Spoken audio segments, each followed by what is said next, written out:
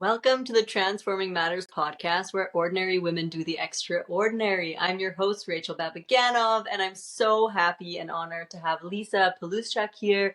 I was on her podcast, and yes, it's cool to have you on the other side, Lisa. How are you doing?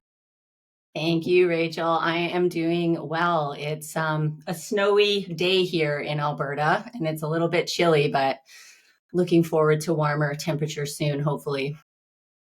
It's one thing I really have to say. I don't miss so much about Calgary is how cold it always is there. Oh my God, so cold, especially this year.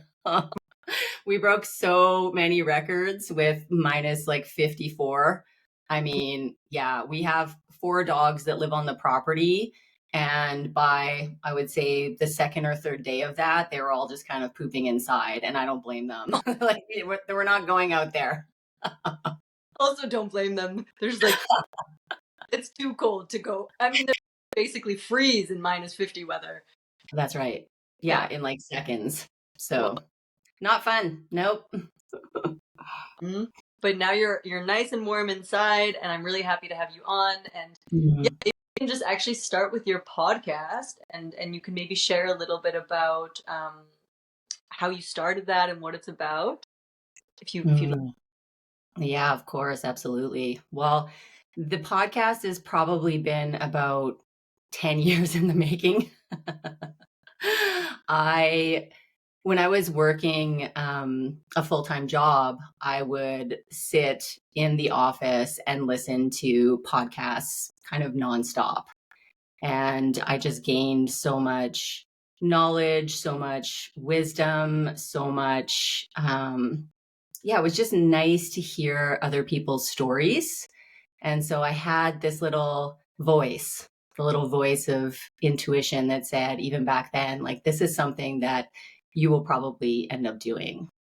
And then I kind of just put it in the closet for another 9.5 years. and now here we are. So yeah, I really wanted to create something where people could tune in and hear stories from other folks that were on a healing journey.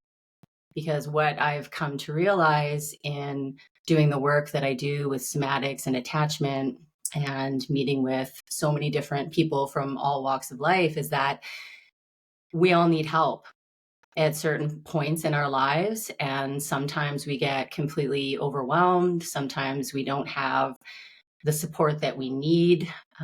Sometimes we grew up in a place where we didn't really get our needs met on a regular basis. And so being able to have guests on who are just human and also specialists who are also just human and to be able to relate to people in that way and have some vulnerable sharing about how we're never healed.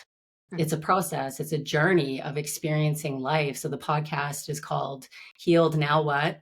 Because it doesn't stop. It just changes and evolves as we make our way through lives. So I'm really loving it. It's actually really fresh. I launched it in November of last year, and the feedback has been incredible. I recently started doing solo episodes, which has been pushing me to my edge. But I also really enjoy it, being able to guide people through a process, and then also just, having guests on that we can have a chit chat, an informal conversation about what's going on in life, what life has been like, what healing's been like, what expansion and contraction and all of those things that go hand in hand with being here on planet Earth. So, yeah. I'm so grateful for people who do this kind of work, and I'm grateful for you for, like you said, you had this inkling of a voice 9 years ago. This is also a long time in the making, but the fact that you put it out there, and also I know what it's like to go over your shadows and do this kind of work and show yourself. And I can tell you personally from listening to your podcast that it has already impacted my life, because you have one podcast episode with a beautiful doula and midwife. her name is Brittany, and she was talking about the incredible care that she gives mothers postpartum. And a beautiful Mm, friend of mine just gave birth at the time that this came out, and I cannot be in Canada, and I really had an ache in my heart that I couldn't be there to support her. And I thought, like, what a great idea to get one of these packages. And if it wasn't for this episode where you shared, where you gave a space for her to share, this couldn't have happened. And so yes. it really makes me so grateful that, yeah, we come on and we share and make these spaces. So I just want to say thank you for doing that, first of all. Mm, Wonderful. And yeah, like backing up, I can imagine that it's been quite a long journey for you. And um, I know that you've also experienced in your life like a lot of chronic pain and CP. mm, So I'd also, first of all, like to hear, yeah, what your journey has been like with that, and um, also what actually is CPTSD, because I know about PTSD, um, mm. about CPTSD. So it'd also be good to hear about that. Well, first, I just want to say that warms my heart. Thank you so much for sharing about that episode with Brittany. That was such an incredible share. And I just could not believe the amount of love and support that she gives new moms and along the entire spectrum throughout the menstrual cycle and the packages. She showers people with love and adoration and just, it's very sacred. So that's what it's all about connecting people with other people, which I also love. So yeah, I just wanted to say thank you for tuning in and sharing that. Um, and then to answer your next question, oh God, let me just think about a point in time that I'd like to reference, kind of the beginning of the journey. Yeah, so my journey started when I was really quite young, and I had a sexual boundary violation happen when I was very little, 5 years old, by my babysitter's older son. And so this continued on for quite some time. And it happened for both me and my older sister, who's 2 years older than me. But of course, she was still really young too. She was 7. And so this kind of shaped my formative developmental years. So my journey is one that has really been about creating boundaries, because my boundaries were completely shattered at such a young age. So I didn't really have a felt sense in my body of what it meant to have boundaries, to honor boundaries, to be with other people and show them myself and my boundaries. And what I came to learn from a really young age is that if I'm full of life, if I am expressing myself, and if I am full of joy, someone will take something from me. Someone will hurt me. And so, what that equated to throughout my life was not sharing my true self with people, not being able to speak up for myself either. So, I had lost my self agency. So, sometimes this was as simple as not eating when I was hungry, but then also as complex as not being able to leave toxic relationships and people and situations of danger when I needed to. So, and that also ties into this CPTSD. So, the main difference, or the way that I differentiate it, is PTSD usually is an event that is too much, it's overwhelming. It happened once and it's just like, it was way too much. Whereas CPTSD, it's like it's repeated. Mm-hmm. It keeps happening, it keeps happening, it keeps happening. And oftentimes it's linked with developmental trauma. Mm-hmm. And so that's kind of how I differentiate the two of them. So, and a lot of times CPTSD is relational. So I would go as far to say that most trauma is relational, but not always. So if there's something in the environment that happens, whether you're in like a war-torn country or if you just didn't have an environment that was safe growing up, where, maybe your home got broken into or whatever the case might be. There's like other examples of how we can be traumatized. But for the most part, we're traumatized by each other. Yeah. And so the journey, therefore, then is learning first, for me anyway, and for so many people, how to reconnect with my own boundary. Because a boundary is an expression of a need. And a somatic boundary is basically like, how free does my body feel? How safe do I feel expressing what is natural for me in that moment? So it's like, this ties also into like freeze and fawn. Every time that I basically say or pretend that I'm enjoying something that we don't, or that I don't, our body is impacted. And so kind of what gets shut down in that is our expression of who we are, of what we want, of how we want to show up in the world. Because every time, and in the somatic world, we call this an overcoupling. So there was an event that made it painful for me to be who I really am. So I've like attached that, my body has attached that to any experience that is in likeness of that. So it's not who we are, it's this identity that's been created because of the pain that we've experienced.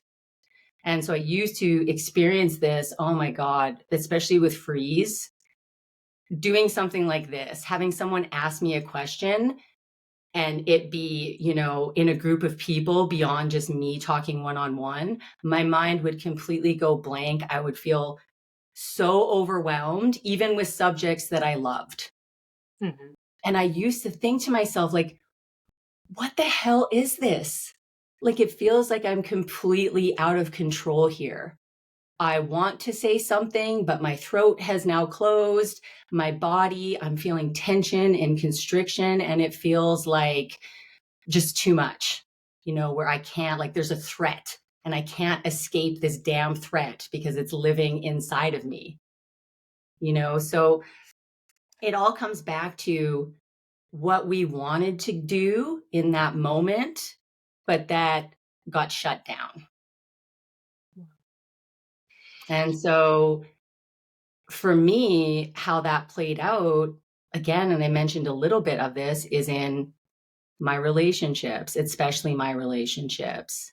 It played out in not really knowing my own body and the signals that it was constantly sharing with me through the language of sensation. I knew pain, but I didn't equate the sensation of pain and tension and constriction with actual sensation because I didn't really know how to relate to my body. And so when there's constriction or tension, it is our body's way of telling us that something is not feeling safe. Something is not feeling okay. And I had no idea for the longest time that that's what was happening. Yeah. Understandably And so. so, yeah, there's so much that goes alongside of that. So I think I answered a little bit of your question, but then I started rambling. Nope. So Really, Lisa, I would well say thank you so much for sharing so vulnerably. It really, really is. Yeah, this is not so easy to talk about, and I'm grateful that we talk about it because, yes, this is unfortunately something that happens, and it happens with people regularly, and it's important that we put it in this space so that we can heal it. And I'm very, very grateful that you share it, and it's so interesting for me because I also see, first of all, in myself, but also in people that I work with, that, like you said, these imprints that happen when we are a child, they really shape our understanding of life. And Right. then we, like you said, bring in patterns or relationships. And I sometimes think that we bring them in over and over until we can heal this part of ourselves, because Mm, we know so well, and it's like gets thrown at us and thrown at us, and then at one point we're like, okay, I'm in a pattern. What is this? And then we can see, oh God, okay, like, and it's difficult, right? Because as a child, these things happen and they're normal. yeah. And when you start to look at them and see, like, wow, okay, this was a trauma, and it was a long lasting trauma, and it was something that shaped me. And now here I am, and I'm sitting with these patterns, and okay, what to do. It's first of all, so it can be so overwhelming. And so, yeah, I would love to know for you the journey of, first of all, recognizing this, and maybe what the pivotal moment was for you that led you towards, okay, I want to heal this, or even, okay, I'm aware of this, like, what was the switch for you, and how did you go into healing? Because I also know many people stay in this for so long, these patterns, and Yeah. be, not to say being a victim, but yes, being a victim of the circumstance instead of taking it and saying, okay, now I can do something about this. Yeah. Yeah. Well, you touched on a few really important points. And the last thing that you said about being a victim, I now refer to it as the sacred victim stage. Because truth be told, something did happen. Absolutely. Yes. You were victimized. And so for me, that has to also be felt. It's like so often we want to skip over to like, I'm good, healed, pat on the back, Yeah. and what gets missing there, at least what my experience of that was, like, I remember just being like, oh yeah, that happened. But like, you know, I wanted to skip right to compassion. I'm like, that dude probably had a lot of shit going on. Mm. Oh, okay. Yes. So what about you though? Yeah. What about the anger? What about, all of these other things that really were too overwhelming for me to even consider? Absolutely. Because Especially. yeah, like I didn't know, even as an adult, Yeah. I'm still working through my journey of like being with emotions, and being with what is present in my body. And I think that it's a skill. And, so much of the time I was shaming and guilting myself for not knowing how to be with these really difficult things. And the truth is that I just didn't fucking know how.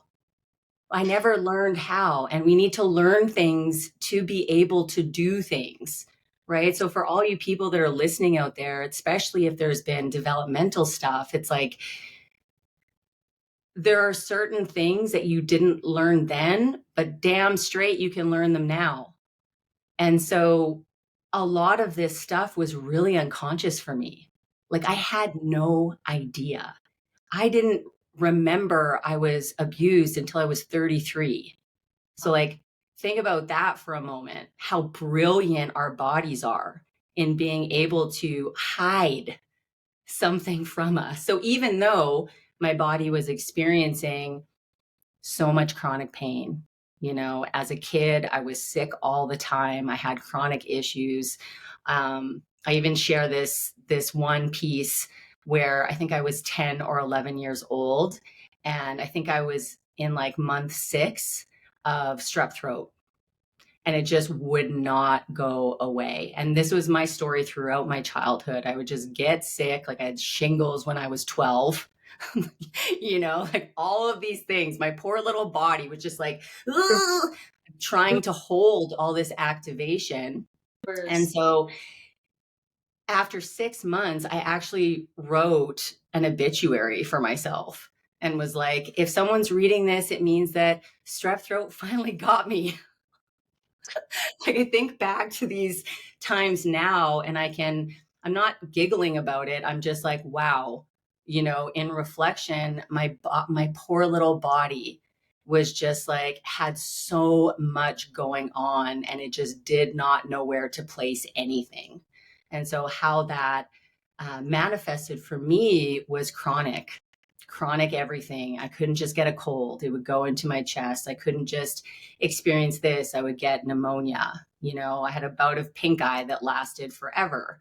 And so this is syndromal, right? And what I want a lot of people to understand about this is that if there has been developmental trauma, it means that your nervous system and your brain didn't develop like someone who didn't have that kind of trauma take place. So you're more susceptible to things because your immune system, all your nervous system, all of these things that work together cohesively, they have little bleeps in them.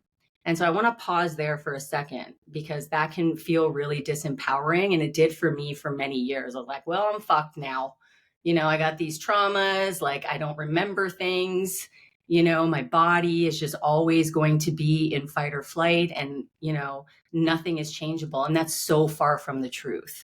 So I just want to inspire those who just feel like their pain is never ending, like they're constantly sick, they're constantly, stuff is always going on. It's like chaos, wreaking throughout their lives, is that there are ways that we know now to rewire and help the body process things it never got a chance to. And once that begins to happen, things change. And that's not to say that like the troubles of your world go away, but it means that over time, the pain does not rule your life. There can be pain and power. There can be wisdom. There can be all of these other things. There can be all of these other beautiful relationships that arise from healing these past traumas. So I just wanted to go on a bit of a rant there about that, because developmental trauma, it's no joke for so many people. And yeah, but there is hope. There's always hope, and we're so resilient. Good Lord. And so I think one of my most pivotal moments is I was laying in bed, and it was probably in my, I would say, late 20s. It's like 27, 28. And I was really experiencing some bad chest pain. And that was my brand of chronic pain when I was in my 20s and 30s. And it lasted like a very long time. It was always kind of there in the background. Of course, chest is like grief and sorrow and all of these things I was holding. And I would go to work, and I would come home, and I would just lie in bed from the moment I got home until I had to go to work the next day. So I was in this very like collapsed, depressive state for probably about 6 months. And one morning, I could just see the sun peeking through the window because I had the shades drawn, but it was like this little inch of sun, and it was hitting my face. And I remember hearing just like, okay, now it's time. Now it's time. Get up, get out of bed. And I started laughing. Like almost hysterically, like, what is going on here? Like first off, what was that voice? Like, was that me? Like an older version of me being like, babe, like there's life to live. You got things to do. So let's go. And so that was kind of the beginning of this self-awareness of, wow, there's something else happening here than just the pain that I'm experiencing in my body. And so I started to delve into body awareness after I was gifted a book, Waking the Tiger, with Peter Levine. Mm-hmm. And I remember going through some of the practices in there, and I was like, holy crap, I can actually feel something other than the pain that's been living in my body. this is amazing. What are these sensations that I'm experiencing right now? And so it was kind of like this little nuanced spark that I could feel, knowing that if I just kept on this journey of getting to know my body, getting to know how I was relating to it, that I would be able to inspire some pretty profound change. And turns out I was right. Mm. And so following that, there were many other aha and epiphany moments throughout. But I would say that that one is the one that definitely came to mind first when you asked.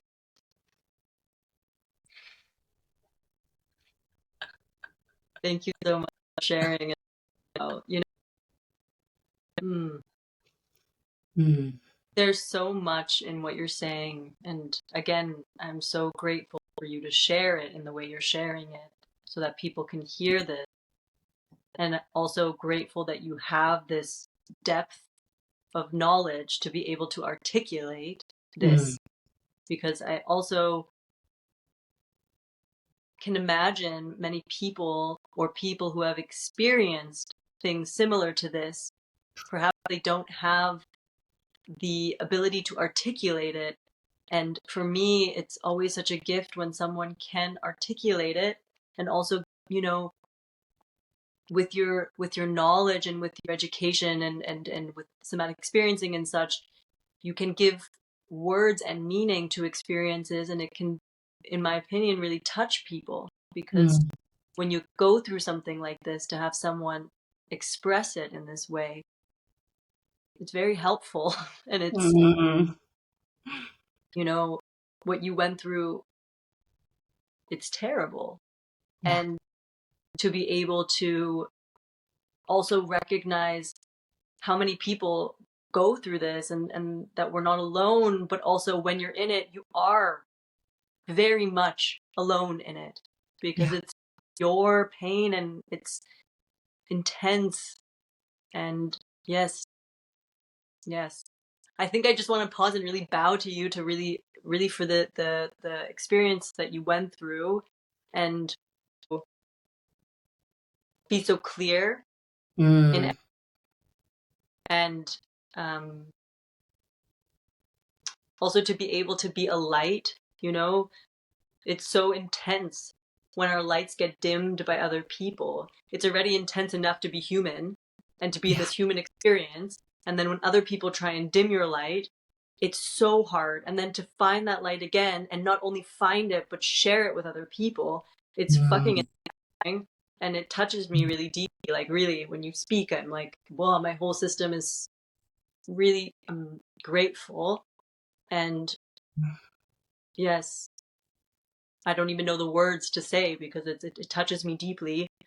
Um, yeah, and I think for me, there's so much to unpack, but I would maybe also like to ask, because I could imagine people in this state, and with your understanding and knowledge of it, perhaps they don't know what to do, or like you said, you know, when you're so disconnected from your sensations because you've learned a way of being in the world from your experience, Mm. you know, what do you do? Where do you go? What are the steps you can take? How can someone start to, first of all, become aware of their state and become aware of the fact that perhaps they're disconnected, and then make the steps? I can imagine it's also very challenging to look or want or be able, like you said, you were 33 the first time this came to you, right? So it's also, the Mm. body does this on purpose, because Yeah. it's fucking brilliant. Like you said, it's protecting you, and it's saying, like, we cannot look at this. But, you know, then to come to the point where you say, okay, I want to do this work, it also can be frightening, because it's overwhelming to open Pandora's box. It's like, what's going to happen? Yeah.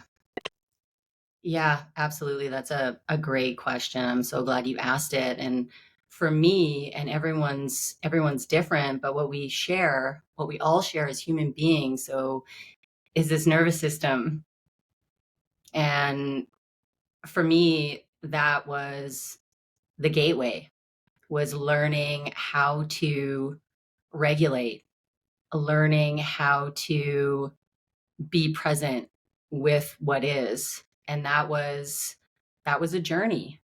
Mm. And it was a slow journey because the body, even though in its infinite wisdom, right, it's doing all of these things, like I've mentioned before so many times. It's always for our survival, right? So as we're sitting here talking, it's like cells are changing, cells are expanding, they're doubling. Like I might be fighting off a cold, I might be, knock on wood, I may be like experiencing bliss, I may be, making a baby. And it's doing all of that, and we are unconscious to that. So when it comes to, you know, dealing with something that's been repeated, like a pattern, your body's just going into its library and it's like, okay, shit, like here's what I always do in this situation. But here it is, because it's energy conservation as well. And so again, even in that, as frustrating as that is, our body is its own sovereign being. Mm. So like let that land. It wants things. It wants to do things. It has impulses. It has all of these things going on that it is, whether we can hear it or not, it's communicating in all of these different ways. So I would say that is also part of nervous system regulation. It's like, how do we start relating to our bodies so that we can become companions to one another? And so we can't necessarily control our fight flight responses, right? It's a reflex. So it's like whatever we're more prone to, you don't get to decide how you react. What you do get to do is bear witness to it and begin to communicate with it and begin to change the way that you understand it. So basically, what we're doing is learning how to understand ourselves and relate to ourselves with kindness and compassion where there once was none. So basically, there's so much in this. There's so much in this, but as a starting point, nervous system regulation, and I know people talk about it and it's everywhere right now. That's because it's so important. It's the foundation for building something strong from the roots. It's the foundation of connecting with pieces of ourselves that, the great sages used to talk about. It's like all of these ancient texts that we hear about that, in yogic philosophy, they're like, learn how to be with yourself, learn how to mindfully be with your body. All of these things, they now make sense through the lens of nervous system regulation. And that blows my mind. We have this technology in our body that's flexible and adaptable and changeable, even when it feels like it isn't. It is. And so for all those folks listening out there, that's a first step. Because even if you're feeling, really strong, okay, so you don't have any big T's going on, you don't have any depression or anxiety or anything else, sometimes life will come at you with, oh, you just lost your job. Then your grandma dies. Then your favorite, furry friend passes away. And suddenly you find yourself in a state of dysregulation because it was too much, too fast, too soon. So naturally, our systems want to find a balance point. And sometimes when they can't, or when life just keeps on like smacking us to the ground, we can't find our center. And so regulate the nervous system and healing will come. That's like my slogan. Further to that, starting to get present to what is. There is a reason that we distract ourselves from feeling what we're feeling, and I still do it sometimes, not as much as I once did. But, if I've got something coming up that I really need to do or be there for, that I may be nervous about, instead of, kind of placing a hand on that area of my body that is feeling tension or constriction, and just sitting, pausing, and being like, okay, I'm feeling this. I'm gonna go outside, or I'm gonna, eat some food. Not to say that going outside is a bad thing. It's amazing. Going out in nature is incredible. But I'm saying to get out of ourselves as a distraction. There's a difference there.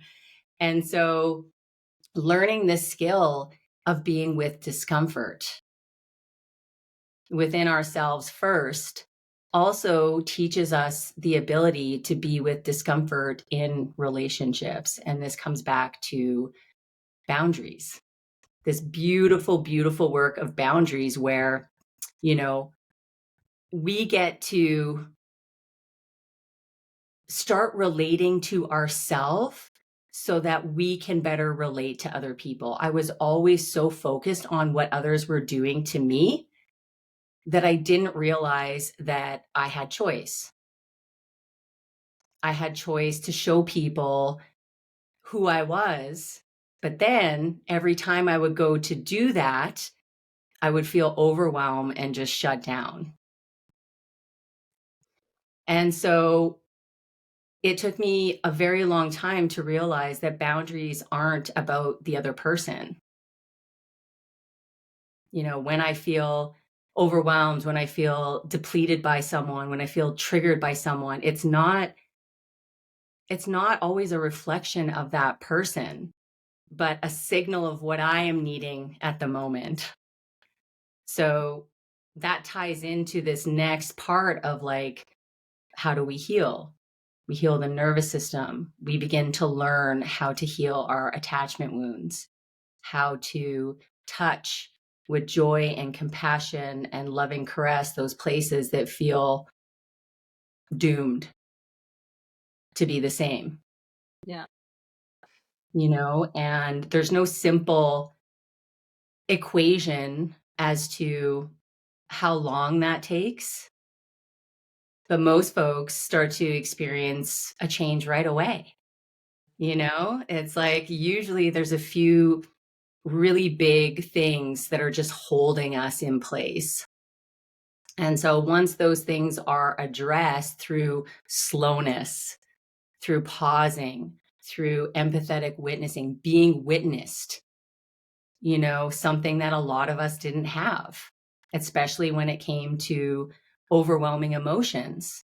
Ever heard like, come on, like, get back up, let's go, stop crying, like, don't be a baby. You're like, well, I am a baby. I don't know what's going on. Like all these things are happening. Yeah. And so if we didn't have someone that was really witnessing us, oh, baby, that's hard. Wow, that must be really hard for you that your friend at school called you a name. Because those things, they all matter. And they all give us agency to know that it's okay to feel these things. It's human to feel these things. And it gives us a connection point. And so doing that work as an adult is beautiful, because all of a sudden our relationships start flourishing. We can start to be ourselves without fear that someone is going to, abuse us or take advantage of us. We start to know when being around a certain person is too much for us. Again, it's more about what my needs are than about what that other person is doing. And that doesn't mean we can't advocate for ourselves and say, like, listen, I don't like your actions right now. Like, I'm choosing to remove myself from this situation. But a solid boundary means you actually follow through with that. It's like, you might keep doing what you're doing, but I am not going to be there for it. Peace. We're informing others how to treat us. And when we're little, we don't have that yet. We don't know enough. We don't have a nervous system or boundaries that are developed. They're forming as we watch those around us. But as adults, we have the agency, and that's what it's about too. It's like reclaiming that authentic agency to be able to say, like, I'm done here. Oh, as we're talking, I'm feeling like I need a glass of water. Can we just like pause and I can go do that and come back? You know, because every time that we can allow ourselves to honor what our bodies are needing, that's tending to our capacity, that's building our capacity. Yeah. And so, yeah, I think again, I just went off there, but there's so much in that question. I love it. I love your answers. There's so much. I feel I'm like, preach, Lisa, please, because it's hmm, it's a lot of really important information, and I'm asking also questions that are can be answered in so many ways and are general, and it gives space for this, and I'm grateful. And Mm, yeah, it just makes me think, so much of what you said before, that I I am baffled, truly baffled, that we live in a world where learning about emotions and learning about boundaries are not something we get taught in school, for example, or like in general. yeah. Somehow I find this a little bit bizarre because we are expected to live as functional human beings and we get taught like science and math. Don't get me wrong, I'm very grateful we learn these things, but Mhm. the relational component, and also not only that, but the ability to be able to navigate us. And you're Yeah. saying the nervous system is the root. And maybe it's changing, but generally speaking, you don't learn this. And then you have this body and this nervous system, and these things are happening to you, and it's intense. And so then what you're saying, to pause and feel and allow yourself spaces where you can go through these things that we never got taught. It's so important, and it's why I really appreciate these conversations, because I know for me also, I didn't know about these things until I was also in my 30s, and then I started peeling layers of myself and realized, like, wow, if only someone told me what sadness was for, and if only someone told me what anger was for, like my life would be so much better, like these Yeah. simple. I read the first time when I was 30 about the power of emotions, and I was reading like, sadness is the tool for acceptance, anger is the tool, you know, creating things. And I'm like, what? Why did nobody tell me this? And yes, it just baffles me. But I'm grateful for these conversations and also for what you're expressing, because it's really so invaluable that we remember that healing is possible. And although it feels easier to distract ourselves, Mm, actually, at the end of the day, we are with ourselves, and these things will come up over and over. And this was also something that I really learned by being a human. I mm. also was very good at distracting myself. I'm the queen of distraction, the queen. And I learned it as a pattern. My mother's also the queen of distraction. And That's I, right. and it's also beautiful. It's you can really live life and stay distracted. But when I started going inwards and allowing myself the ability to be with what was there, I also see the power in that, because it gives you autonomy and it gives you power Mhm. to start Yeah. regulating yourself and building a capacity to hold what's coming, because as you said, life will always throw you things. There's no, I mean, life is, we cannot control it. What we Yeah. can do, we can learn how to regulate and how to be with things and how to Yeah. ask for support. I think this is also something where I'm very grateful for people like you who have gone through something so challenging and now are on the other side supporting people, because I know for me and so many people, asking for support is so hard because we believe that we need to do everything alone, but healing doesn't work that way. Yeah. You need to be witnessed. You need another nervous system. Yeah, we need each other. Yeah. Yeah. Yeah. We're not built to do this alone, No. and one person, we often think like, well, how can I make a difference? How does one person make a difference? If you've ever been in a room with someone that's got, an open heart, but boundaried, You can tell. You're just like, oh, yeah, okay, I feel really safe and held by this person. And I also know that like there's some pretty good boundaries in place. That one nervous system has the ability to calm every other nervous system in the room Mhm. while in their presence for that time being. Like that's the power. It's like we're communicating with each other via our nervous systems before we're even fucking saying a word to each other. You know, if you've ever also walked into a room where someone's really just like dysregulated, angry, or something's bubbling under the surface, you're like, I can't place my finger on it, but something's not okay. Yes. You know, and so we, by doing this work, by being able to relate to our pain, relate to our sadness, relate to our anger, relate to our body, we are essentially building these amazing foundational skills to be able to be with other human beings so that when wars are raging, when trauma is happening, we know how to take care of ourselves so that we can put the mask on first.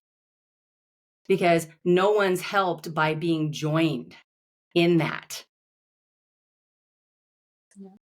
You know, like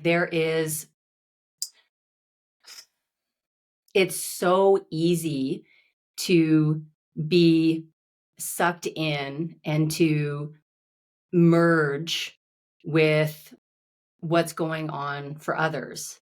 When we have strong boundaries, when we have empathy, when we have self agency, it means that we're able to join with others without merging with them. And there's a huge difference between those two states. You know, for all of my empathic folks out there, I was one of them, right? No boundaries. I can feel the pain of the world. Come at me. I can hold it. No, you can't. No, you can't. We're not meant to hold that 24/7. You know, we want to be able to show up and be able to sit with someone and witness someone without being overtaken. And again, that is a skill that is developed through repetition, through training, through being with someone that knows how to do that for themselves. Mm. Yeah, so it takes on this whole idea of like self-responsibility. Yes. Self-responsibility is it's So a fun. sorry, So fun. so fun. You know, when I moved here in Germany to Germany, I remember like hearing this word self-responsibility, you know, a lot. And I at the time when I first moved here, like was not so self-responsible. And Mhm. years later, I'm so grateful for this word because yes, it's in our hands and it empowers us Yeah. when we take control, when we make our boundaries, when we regulate ourselves, when we can be in a room and stand centered and be around other people, when we do the work, when we heal. And like I love the fact that your podcast is the name Healed Now What because it never ends, you know, like we are complicated human. Life is dynamic. It's what makes it so incredible to be alive. So there's always going to be things that are coming up for us to process and look at. And I truly believe, you know, the light workers like you who are transforming their pain and looking at it and finding ways to integrate it.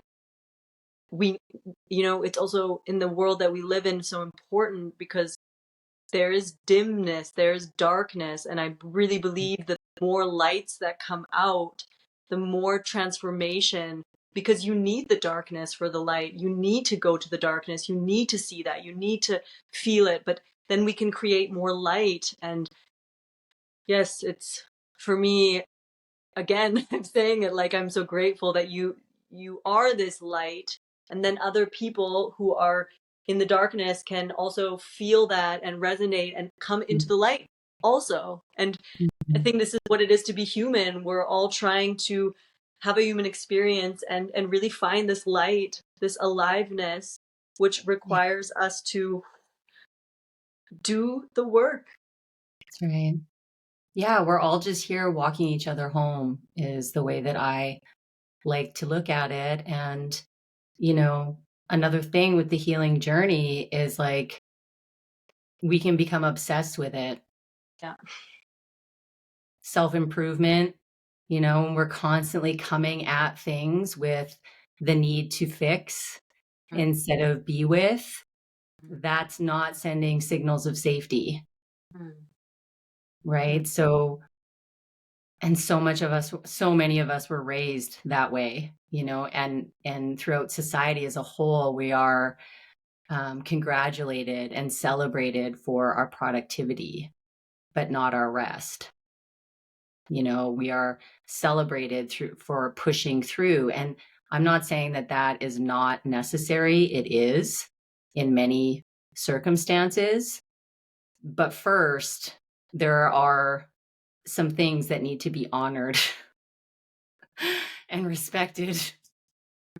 Because, like, we can push through our capacity all the time. I mean, we do it every day, because sometimes we need to. We've got children, we've got pets, we've got responsibilities that require us to, when we're not feeling well or when we're not feeling energized, we go and have a cup of joe. We go and we do these things that help us get the energy to blow past our capacity for that day in order to do life things that need to get done. So what we want to start doing is when that's not necessary is resting, is taking care of our needs, of really being able to tune in and listen to, okay, what am I needing today? Do I actually need to have that coffee today? Or can I just be tired? And so again, this is for each individual person, and each individual's lifestyle is different, but it has to start somewhere. Being able to tend to our capacity, it has to start somewhere, or we just keep on going in loops, and then suddenly years have gone by and we're like, where did our lives go? I feel like I've been just stressed out and operating on for like 10 years. And so I think what we're discovering is that shit ain't working. That shit ain't working at all. Like, there's a revolution happening in rest, and it's necessary. Because when we can do that, we can accomplish so much more when we are taken care of, well rested, and we have the support. Yeah. And so, that touches on that podcast that I did with Brittany. It's like, what happens if we are born into a world where our parents had financial stability, they had support of elders and community and all of these other things. They had, the ability to receive support, shit changes as soon as people start getting their basic needs met. So when we speak to trauma, we're not just speaking about an individual effort, it's collective, Yeah. and it doesn't go anywhere. It just keeps getting passed down and passed down and passed down until we figure out how we can be with ourselves and with each other in a way that promotes love, support, rest, healing, all of these things. Otherwise, we're just in isolation. Oh man, nobody else knows what it's like to be here. It's like, well, pretty sure that the 28 million other people that are experiencing chronic pain right now have their own experience that maybe is not exactly like ours, nor does it have to be, but they're still in pain. They're still experiencing the like hopelessness, the sadness, the grief that comes from losing so much time out of your life to have to constantly be paying attention to, well, if I do this, then my pain's going to flare up. Oh my God, I don't think I can do this today because I'm in so much pain. Like there's so many restrictions that happen in a body that's riddled with pain. And so, and that's collective. Like we can feel each other. We can feel each other, and then we have our own sovereign journey. So, heal the one, heal the many kind of thing. Again, Beautiful. ranting. No, beautiful. It makes me really think because there's so many things that come up, but you said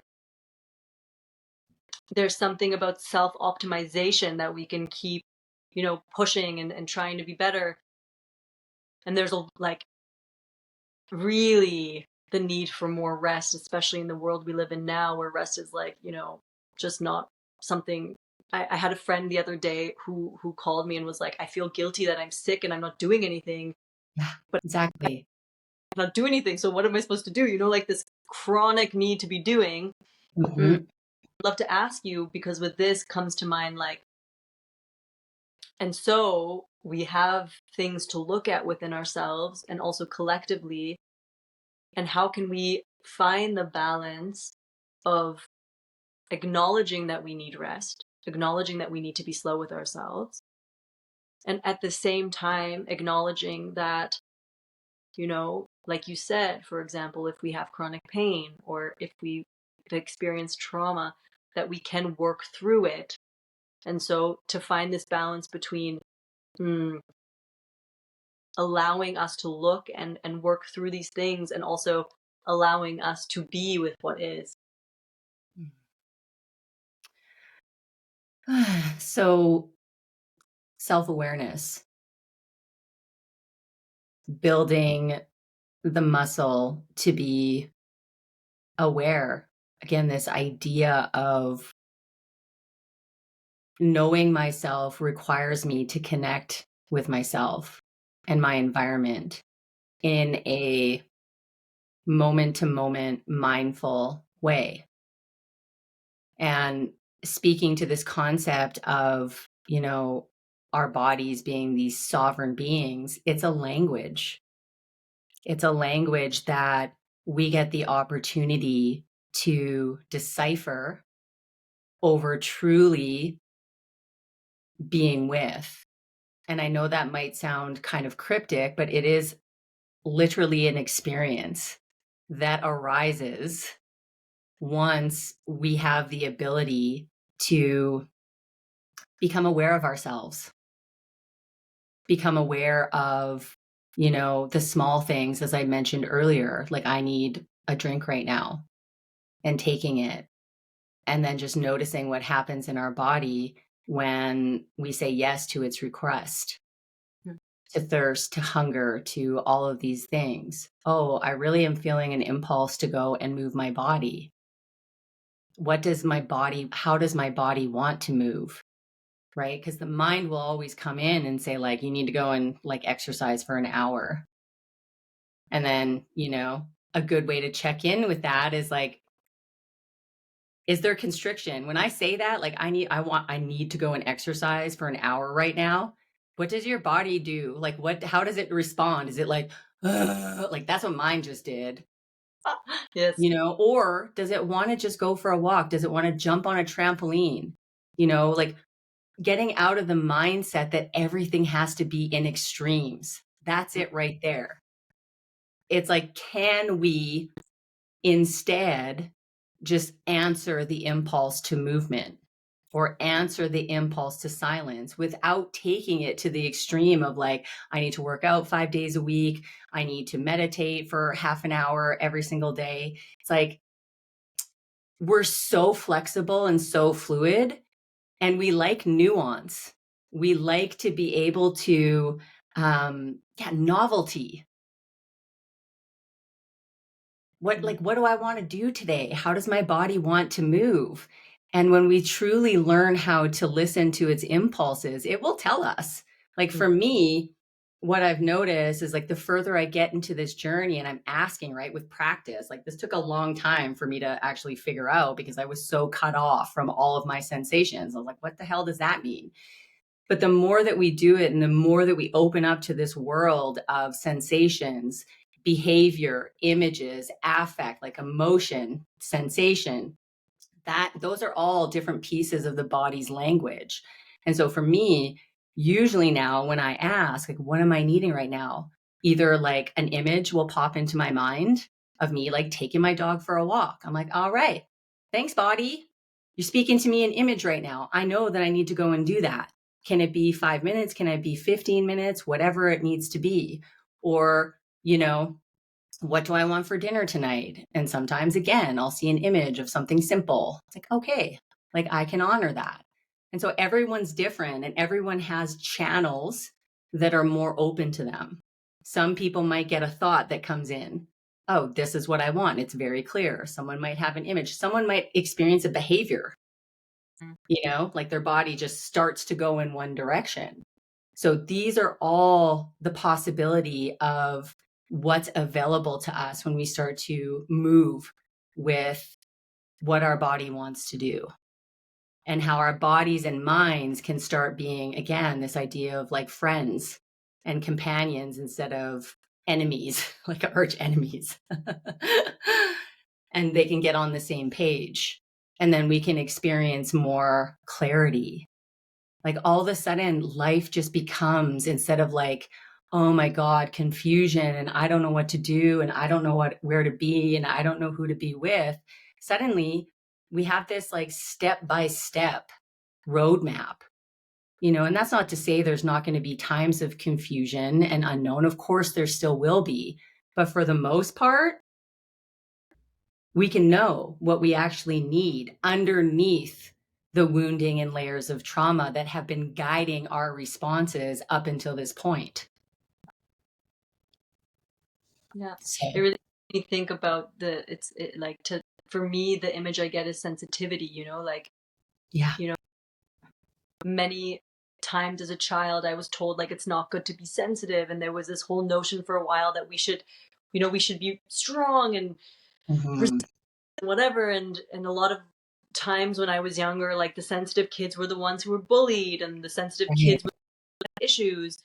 And when I really think about what you're saying, it boils down to sensitivity, feeling ourselves and letting ourselves guide the way. I mean, it's actually, at the end of the day, pretty simple that the body actually knows, and the body is so intelligent. And when we move out of the way, the body knows. But a lot of people lost the sensitivity, whether it be because of trauma or life situations or what we were taught or even just the food we eat, that Mhm. we lose the sensitivity. And Yeah. when we can find back to that, and I think it also requires, like what you're saying, it requires peeling back the layers, which means also looking at things and allowing yourself to be held and peeling, and then the sensitivity comes out. And I celebrate sensitivity, I Mhm. and I think a lot of people have it wrong that it's about going in the ice bath and fighting, but actually the point is the sensitivity, and the Yeah. point is to feel. And it means if you go in for 5 seconds, but you're present and you're feeling, and that is more incredible than going in for 20 minutes and feeling nothing, because then That's you're right. not actually getting the point, which is to feel and be sensitive and listen, really listen. Yeah. Yeah, absolutely. Because I think that, we already know how to push past our boundaries as a society That's for sure. in a lot of ways, Yeah. right? And so, um, I think, yeah, part of the lesson is exactly what you're speaking to is that like not everything has to be so intense for long periods of time. We can dip in, get what we need, and come back out and breathe, Yeah. and like do other things on this journey. And that's another thing that I just really want to speak to again is this idea of like taking a break from healing. Yeah. Like, can we just like go outside and play with our partner or play with our kids or play with our dog, or, remember to have fun and giggle. Yeah. Like, I spend a lot of time on Instagram looking for cute animal videos and funny shit that I can just like send to people. And I also will laugh. My relationship with social media is one of, either I'm connecting with people or I'm like finding hilarious stuff and sending it to folks, because we need that lightness as well. We need to be able to remind ourselves that not everything is a threat, and that gets lost in translation when we're going through crisis, when we are in the pits. We're like, what is the point? We can't see our way into joy and fulfillment. And at that point, it becomes something that is necessary to practice in order for it to naturally occur again within us. And so, yeah, taking a break from intense healing is very important in this journey. Yeah. I mean, I saw that you love going into nature, and I see your dog over there on the couch, just like he just like peeped in and is like, hello. And is like, you know, what would Yeah, life be without our amazing pets and without going into nature and without, I mean, let me reframe it. What is the point of doing the healing work if we're not actually living? Because that's the right. actually live, right? You have it. That's it. It's to be able to feel, enjoy, have crazy times and whatever it is, but it's definitely the point is to be in life. And yeah, I feel like we could talk for hours, really, because I when I speak with you, I feel like you're like a well of knowledge and experience, and I'm like just, tapping the surface, and I'm like, okay, I really want to like go to the bottom of the well, but I think more time and maybe another podcast to uncover, because That would be there's amazing. so much. And I think I would like to wrap it up by also really giving you the space to talk about what it is that you're offering, because yeah, when I hear you speak, I think it's for the people listening to also know how they can connect with you and how they can also Mm, want to heal so that they can live life yeah, they can do. amazing. Thank you, Rachel, for that. I currently, different ways that one can work with me is I do one-on-one. So it's kind of just, you can purchase sessions as you need them. I also have more integrative packages that are containers. So they go anywhere from 2 to 6 months, and it's a combination of session work, in between session support, nervous system regulation, attachment education, and guidance. So it's for the folks that really just want to be held in a container. And I find that, those packages that I created were things that I wish I would have had, instead of having to like go over here for sessions and then go over here for nervous system work and then go over here for attachment. Sometimes I just needed more support than what I was getting. And so those packages are really, really useful for that. I also have an online 5-week nervous system reclamation course, which consists of is there 6 videos? 6 1-hour videos that really help people develop that foundation of nervous system regulation, and also creating boundaries, which is hugely important. And we speak to emotional regulation and emotional resiliency as well. So that's another way that we can work together. I also have a free email series called Seen and Secure, which is basically taking people through a process of uncovering some intimacy blocks, and again, developing this foundation for secure attachment. And that's pretty sweet. And so those resources can all be found on my website, lisadon.ca. And then also the Healed Now What podcast. I find that a lot of people really get a lot out of listening. And so, yeah, you can make your way over to that as well. Love it. And just to clarify, all of your offerings are online, but also can be done in person. Yeah. So at this point, I do probably about 90% of my work online. And I want to say that it is just as effective as meeting someone in person. But yes, if someone is in the area and really just needs some in person connection, I'm absolutely open to that as well. Beautiful. I can highly recommend your podcast. So for those listening, if you want to dive deep into all great things, I highly recommend that you take a listen to the Healed Now What podcast. And otherwise, I will put your website in the show notes. So take a look out. Lisa, I'm really so grateful for your time, for your honesty, for your knowledge, for your sharings. I honor you and your journey, and I'm grateful that you took the time today to be here and share. Thank you so much, Rachel. It was just such a pleasure. I'm so happy we finally got a time to make this happen. And I love you and I love the work that you're doing in the world. And it's just always such a pleasure to share space with you. So thank you so much for having me on. Beautiful. Until next time. Until next time.